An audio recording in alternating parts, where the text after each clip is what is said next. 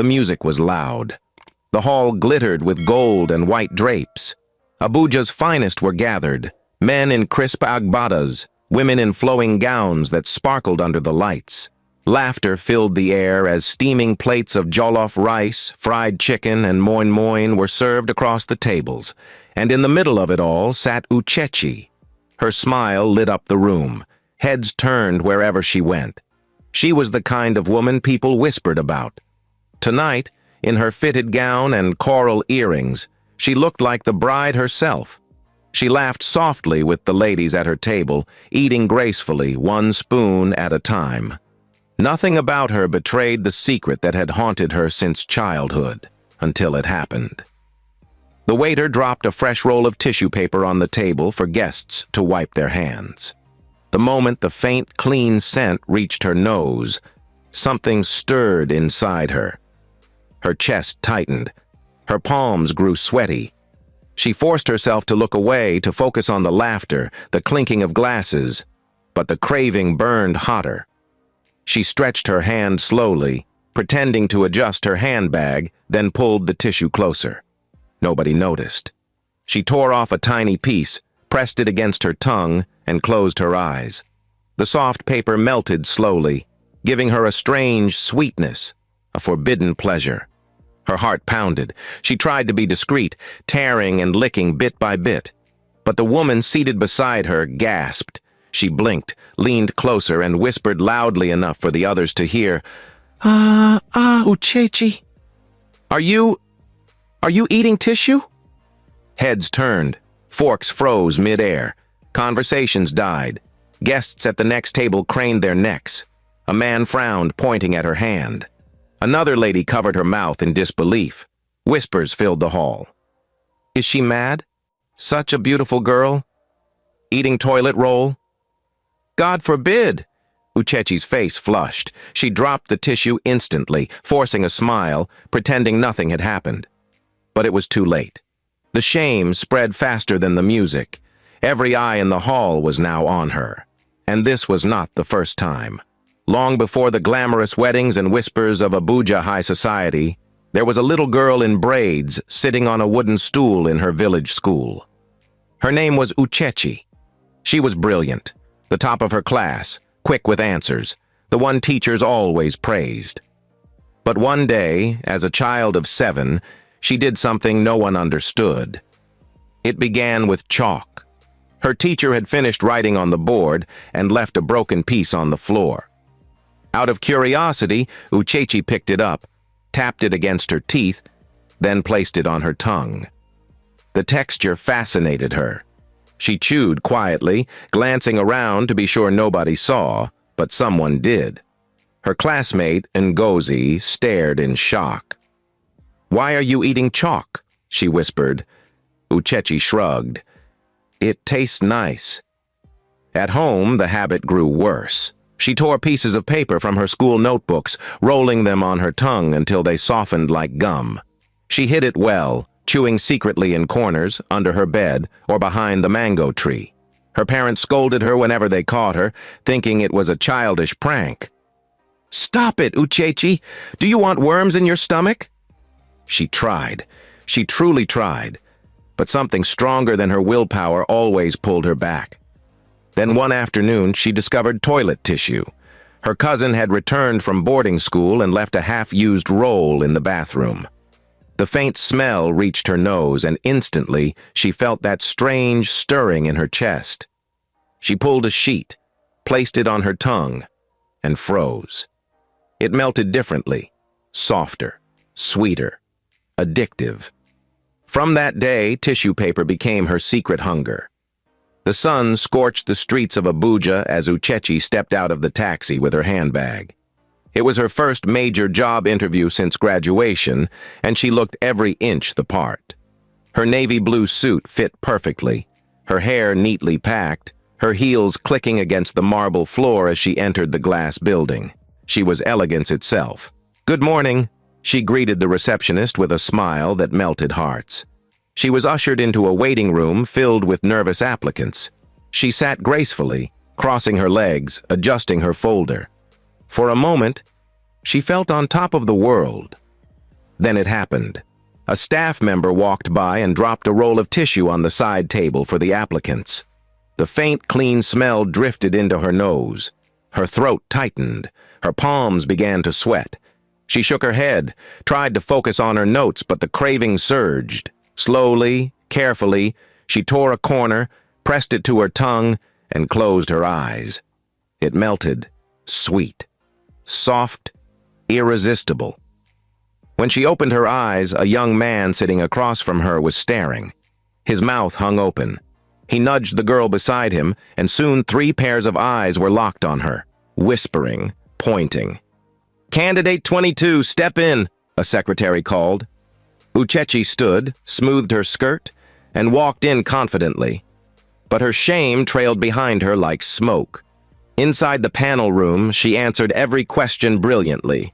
Her voice was calm, her answers sharp. The interviewers nodded, impressed. She left the room convinced she had nailed it. Days turned into weeks. No call ever came. The second interview was worse. This time, she was ushered into a large boardroom. 5 men in suits sat around the table. They tested her, challenged her, even smiled at her intelligence. She was dazzling. But midway, she spotted a box of tissues in the corner. Her heartbeat thundered. Sweat trickled down her neck. She shifted in her chair, fighting it. One of the panelists excused himself briefly. When the others bent over their notes, she reached out. Just one piece, just one. She pressed it against her tongue and sighed. When she looked up, 2 of the men were staring. One raised his brow, another scribbled something angrily on his paper. That evening, she knew. She would not be called. It became a pattern. Interview after interview. Offices, hotels, firms, embassies. She always went in looking like the perfect candidate. Beautiful, elegant, intelligent. But every time the faint scent of tissue paper filled the room, she fell. Until one day, fortune smiled. At a reputable firm in Maitama, she sat across from a panel of 3. The room was spotless, no tissue anywhere in sight. For the first time in years, she felt free. She dazzled them with her intelligence, cracked a light joke that made them laugh, and left with a confident stride. 2 weeks later, she received the call. She got the job. At last, Uchechi was employed, but her secret hunger followed her into the office every single day. Then she met Nas, a young architect she met at a friend's birthday dinner. Broad-shouldered, with the easy confidence of a man who knew his worth. "May I sit here?" he asked, flashing a smile. They talked for hours. He admired her elegance, her laughter, her intelligence. By the end of the evening, he asked for her number. Calls turned into dinners. Dinners turned into dates. Soon, he was visiting her at home, bringing flowers, buying her gifts. For the first time in a long while, Uchechi felt like love was possible. One Saturday, Nas took her out to a high-end restaurant in Wu's 2. The evening was perfect. Soft music, candlelight, plates of steaming jollof and grilled fish. They ate, laughed, shared stories of childhood. Then the waiter, smiling politely, dropped a roll of tissue on their table. The moment the faint scent reached her, her chest tightened. She tried to ignore it, tried to focus on Nas's words, but her eyes kept darting, her palms itched. Finally, when Nas leaned back to take a call, she reached forward, tore off a piece, and pressed it quickly to her tongue. Her eyes fluttered shut in relief. She barely noticed Nas had turned back, watching. His smile froze, his eyes narrowed. He dropped his fork. "Uchechi, did you just eat tissue paper?" She stammered. I... He pushed his chair back, disgust written all over his face. "My God, what is this? Are you sick? How can a grown woman—" He shook his head, stood up, and left without another word. The restaurant felt like it was closing in on her. She sat alone, her face burning with shame, tears pricking her eyes. That night, he never called again. Months later, she met Tunde, a gentle banker with a calm voice and a steady presence. He adored her instantly. They went on dates. He spoke of family, of future plans.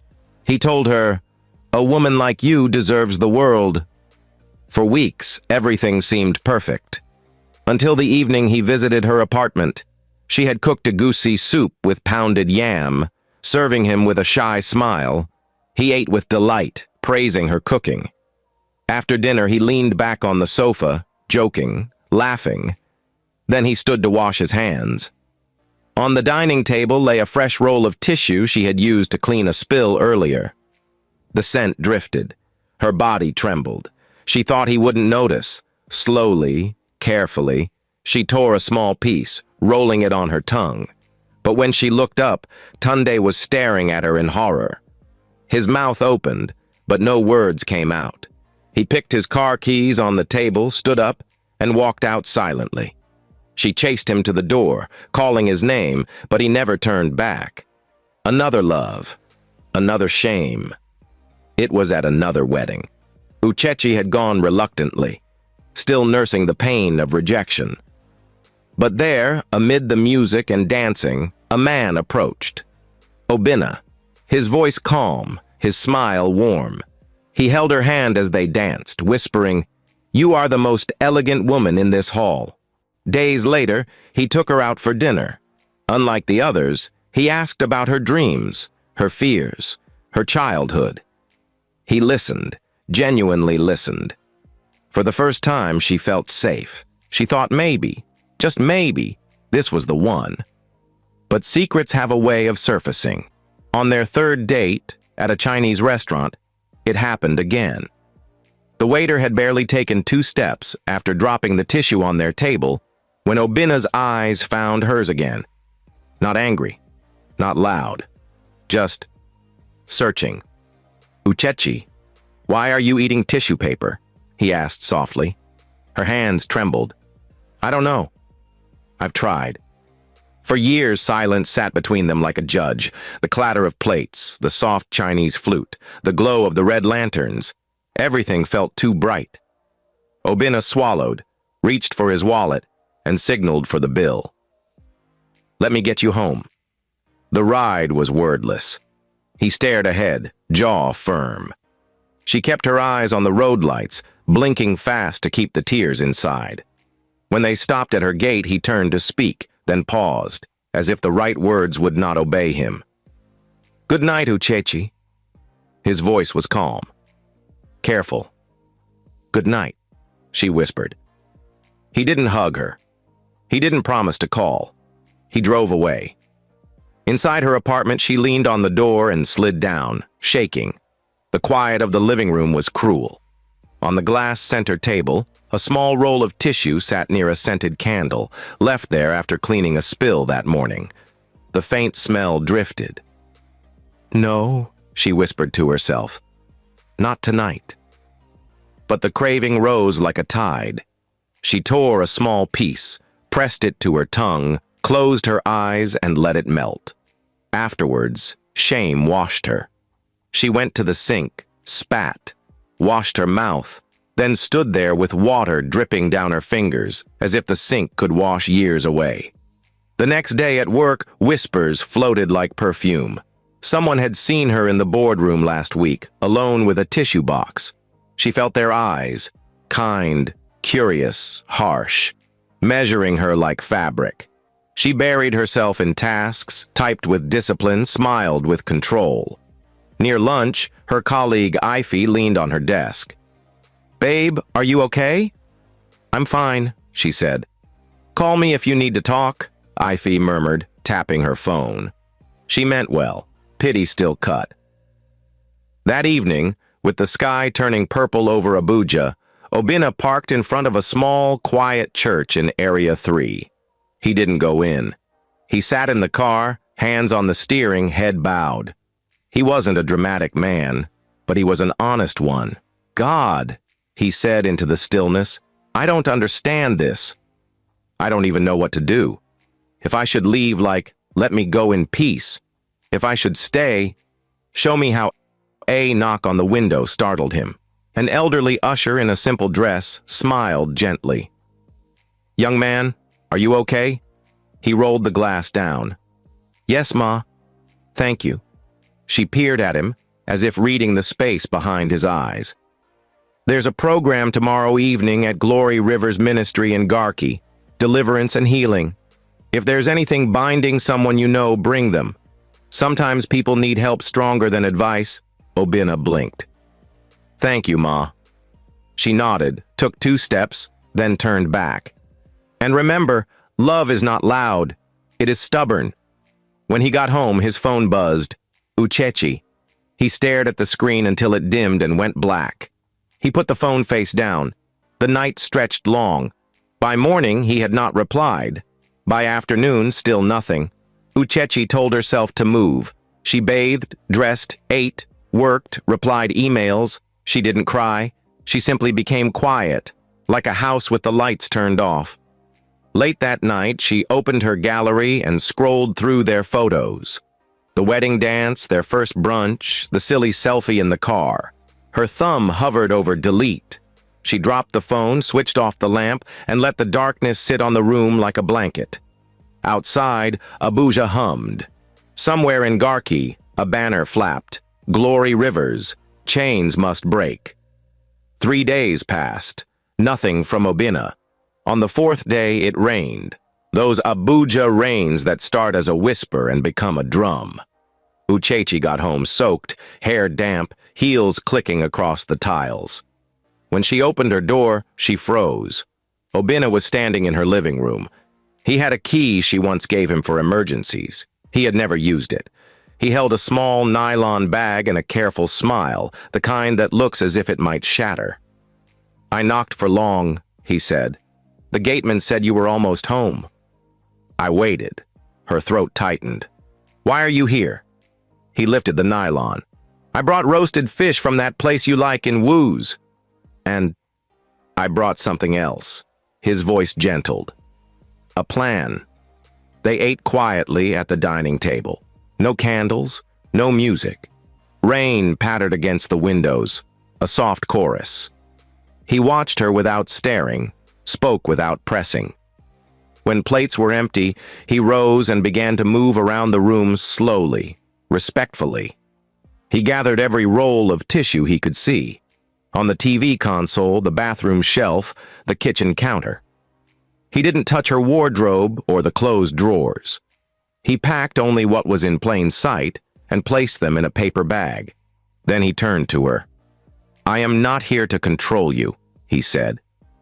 "I just want us to make it harder for the problem to find you, at least for tonight." She looked at the bag, then at him. "You think removing tissue from my sight will stop it?" "No," he said honestly, "but it will slow it down, and it will remind you that you are not alone." She sat. He sat. The rain softened. "Tell me the first day," he said. "The very first." "Primary school," she whispered. "A broken chalk. Later paper, then tissue when I was 7. He nodded slowly. "Any enemies? Any fight? Anyone who hated you?" She thought of classrooms, mango trees, exam halls, matching ribbons with a girl who always stood beside her in class photos. A friend who smiled wide but whose eyes sometimes clouded when teachers praised Uchechi. "Amara," she said softly, "my childhood friend." She always compared, but we were friends. We braided each other's hair. We shared lunch. Her family? Her mother sold provisions. She was strict. Uchechi searched his face. "Why are you asking?" "Because sometimes chains begin before we know our own names," he said. "I don't want to accuse anyone. I just want to understand where to fight." He told her about the old usher, about the program at Glory Rivers in Garki. He said it carefully, as one would carry glass. "If you allow me, I'll take you. If you say no, I'll still walk this with you. But I need you to know I won't disappear." She stared at him for a long moment. Then a tear slipped down, leaving a clean line on her cheek. "Everyone always left," she whispered. "I almost did," he confessed. "But I couldn't. I kept hearing, 'Don't leave her in the dark.'" They fixed a day, Sunday evening. Saturday afternoon her phone rang. Amara. It had been months. Babe, I'm in Abuja for the weekend. Spa day? I booked 2 slots. My treat. Uchechi hesitated. Memories walked in like guests. 2 girls in uniforms, 2 girls sharing chin-chin after school, 2 girls walking home under Harmattan skies. Okay, she said. Spa is fine. The spa smelled of lavender, soft music, the kind attendants who speak in gentle tones. After the massage, they sat in the lounge sipping zobo served in wine glasses. Amara's eyes moved around, quick and curious, then back to Uchechi's face.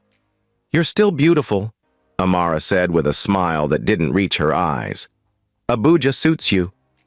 You're glowing too, Uchechi said. Amara lowered her voice. Are you seeing anyone? Husband material? Uchechi's mind flickered to Obina and the rain. Maybe. Amara reached into her tote and brought out a small scented sachet, the kind used to freshen rooms. White, neat, innocent. She waved it under her own nose and giggled. Smell this thing. It's like new towel. So clean. I bought plenty. You can keep this one. The moment the scent touched the air, something inside Uchechi flinched. It was not tissue, yet it sat in the same family of clean. Her stomach clenched. She steadied her breath. You don't like it? Amara asked, watching too closely. It's fine, Uchechi said, setting the sachet down. Her fingers were cold.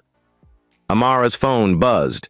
Her face hardened at the screen, then she forced a laugh. I beg! The world is too serious! Let's eat! I know a restaurant nearby. They went. The place was bright, airy, modern. On each table, white serviettes rolled and ringed. The air kissed them with that faint, clean smell. Uchechi focused on ordering, on the waiter's pen, on the light catching the cutlery. Amara spoke and spoke about Lagos, about men, about money. Her words poured like a stream. At a pause, she leaned forward. So, tell me, do you still do that thing? The question sliced through the air. What thing? Uchechi asked, calm in her voice, storm in her chest. Amara tilted her head. You know, that tissue habit. A smile perched on her lips. We were children. But I heard you still... Sometimes... Uchechi set her fork down. Where did you hear? Amara's smile widened lightly. Babe, Abuja is small. People talk. Me, I don't judge you. I'm only asking. Out of love? Out of love? The words tasted like paper. The waiter dropped fresh serviettes. The smell rose again. Uchechi's pulse hammered in her neck. Her body remembered the ritual. Tear, touch, melt. She held the table edge and counted in her head. 1 to 10, 1 to 20. Breathe, don't move. The serviette lay near her wrist like a dare. Excuse me, she said suddenly, pushing back her chair. She walked to the restroom, shut the door, pressed both palms on the counter. Water roared in the tap. She splashed her face, met her own eyes in the mirror. Tomorrow, she whispered to her reflection. Tomorrow, we go. When she returned, Amara was chatting with the waiter, laughing too brightly. On the table beside hers, a woman tore a neat strip of serviette and dabbed the corner of her mouth. The small sound of paper tearing rang like thunder in Uchechi's head. Are you okay? Amara asked, watching like a hawk.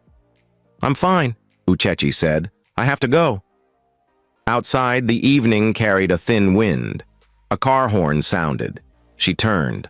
Obina's car pulled to the curb. He stepped out, walked around to open the passenger door.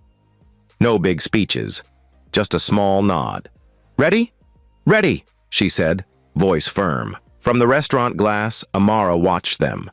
Her face was unreadable in the reflection. Sunday evening wore the color of promise. The sky was clean. The road to Garki was clear, shops yawning half-closed as the city prepared for night. Obina drove without haste. Uchechi sat with her hands folded tight, like a student holding a secret under her uniform. Glory River's ministry did not look like drama from the outside. A white building with blue trims, a neat sign, A car park filled with ordinary people. Mothers with toddlers, young men with quiet shoulders, couples who walked hand in hand. Inside, worship rose. No performance, only voices. A choir of 10. A drum that knew restraint. People sang like people who had seen darkness and were not afraid of light anymore. They sat near the middle. Obinna did not hold her hand, but his shoulder was close enough to steady her. As the singing swelled, something inside her loosened. For a moment, the world softened, like tissue melting on the tongue, except this time it was peace melting on the heart. After worship, the senior minister, Prophetess Nena, took the microphone. No theatrics. A firm woman with eyes that could hold a room without shouting. "There is a woman here," she said. "You eat what others throw away. You hunger for what cannot feed the body. This hunger began when you were a child, not because you were foolish, but because a hand wrote something on your life without your permission." Uchechi's spine chilled. Obinna's breath hitched. Prophetess Nena closed her eyes, listening. "I see a river at night. I see a woman standing there with another older woman, her mother. I see envy spoken like prayer. I see a sentence, 'Let her eat shame instead of glory.' And since that day the child grew with a hunger for what is clean but empty." Murmurs rippled. Somewhere a chair creaked. Prophetess Nena opened her eyes and looked straight at Uchechi. "Daughter, stand." Her knees wobbled as she rose. The room leaned closer without moving. Obinna stood too, not touching her, just standing like a wall beside a house. "What is your name?" the prophetess asked. "Uchechi," she managed. "For how long?" 29 years. A soft gasp breathed through the hall and was gone. "Who is Amara?" the prophetess asked. The name fell like a stone into water. Circles spread. Uchechi blinked fast. "My childhood friend." "And her mother?" "Ezina," Uchechi whispered, the old name tasting of dust and school bells. "Her name is Ezina." Prophetess Nena nodded slowly, as if a puzzle piece had clicked. "Tonight," she said, "we will rewrite what was written." She asked Uchechi to place both hands on her own stomach. "Say after me, what I did not choose, I refuse. What entered me by night, I end by light. I will no longer hunger for emptiness.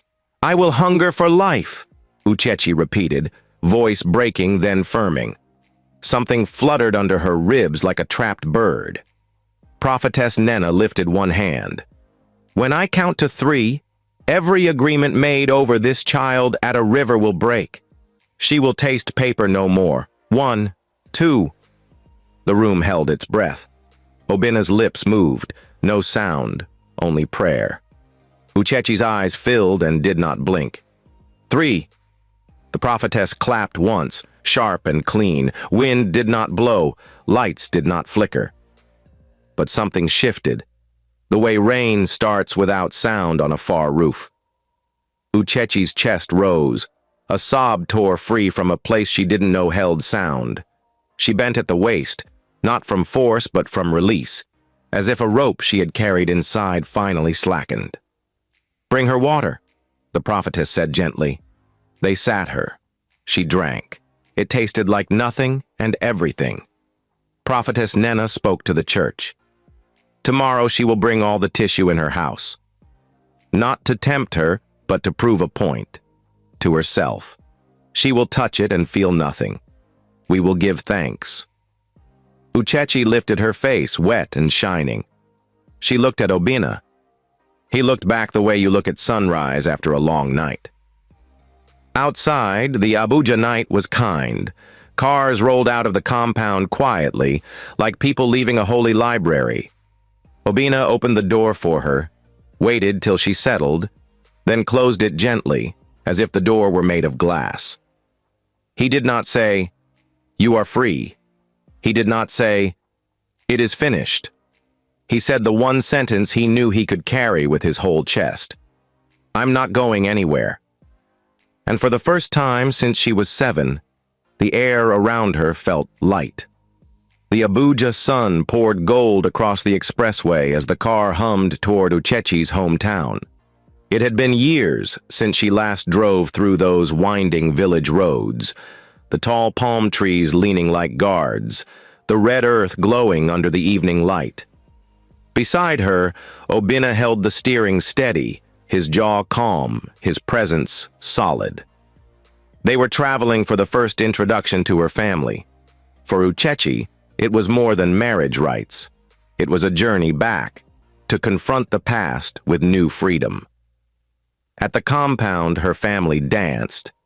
Drums beat, aunties ululated, neighbors gathered, whispering, "Uchechi has brought a man.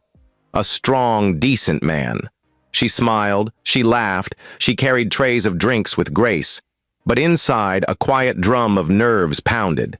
Something unfinished lingered in the air. And then, Amara arrived. Word had traveled fast. She walked into the compound in a fitted dress, chin high, smile stretched wide. "Congratulations, my sister," she cried, arms outstretched. The crowd cheered politely, though a few exchanged knowing looks. Uchechi forced a smile. "Amara, you came." "Oh, I had to," Amara said, eyes glittering. "How could I miss your day of glory?" The evening meal was spread, plates of rice, steaming pepper soup, palm wine foaming in gourds. People ate, laughed, blessed the couple. Then it happened. On the long wooden table, someone placed a fresh roll of tissue for the guests to wipe their hands. The faint, clean scent drifted. Uchechi inhaled. Her body did not stir. She reached calmly for her glass of water and smiled. But across the table, Amara froze. Her nostrils flared. Her hand trembled. She tried to focus on the food, but her eyes locked on the tissue. She reached out, slowly at first, then faster. She tore a piece, pressed it to her tongue. Gasps erupted.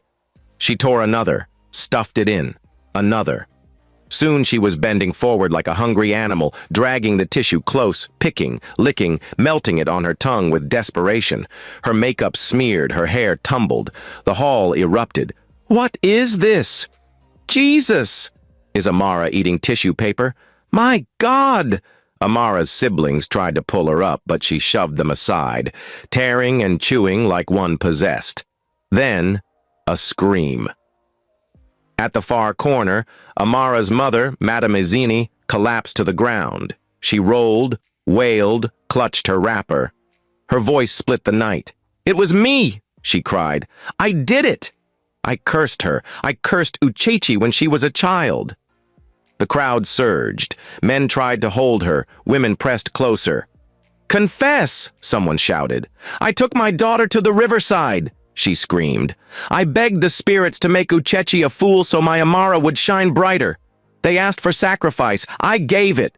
They bound her with hunger for tissue paper. They said she would eat shame and not glory. But the curse, it has returned. It has returned to my own daughter." Her voice broke into sobs. "Forgive me! Forgive me!" Amara staggered, eyes wild, mouth full of white shreds, tears streaming. The crowd stepped back in horror. Prophetess Anena, who had traveled for the introduction ceremony, rose to her feet. Her voice thundered, "What is sent out unjustly must return to the sender. What evil is planted must grow in its own soil." She pointed at Madame Izine and Amara. "Tonight, the chain is broken on Uchechi's life. Let the curse return to its owner." With a final scream, Amara collapsed, clutching her stomach. Madame Izine fainted beside her. The compound fell silent but for the sound of crickets and distant drums. The night stretched long. Some carried Amara and her mother into a room. Others whispered in clusters, shaking their heads. Uchechi sat quietly, her hands folded, eyes lifted to the sky. She felt no fear, no craving, just peace. Obinna knelt before her, took her hand. "It is finished," he said simply. Her father stood, his voice breaking with emotion. "My daughter, from childhood we fought this shame. Today, God has fought for us. Neighbors murmured agreement. Some wept, some clapped, some fell to their knees. The next morning, as dawn washed the village in gold, Uchechi woke and looked at the roll of tissue left in her room by mistake. She picked it up. Her chest did not tighten. Her palms did not sweat. She tore a piece, held it to her nose. Nothing. She dropped it in the bin and smiled. For the first time in 29 years, she was free. Moral of the story: envy is a fire that burns the hand that lights it. The evil we send to others circles back to us. A destiny delayed is not a destiny destroyed. And true love, when it stays, becomes a weapon stronger than any curse. Thank you for watching this powerful story on African Tales by Imade. If you enjoyed it, please don't forget to like, share, and subscribe. Your support helps us bring more stories filled with lessons, suspense, and wisdom. Remember, what you plant in another's life will one day grow in your own. Plant love. Plant peace. Plant goodness. See you in our next story.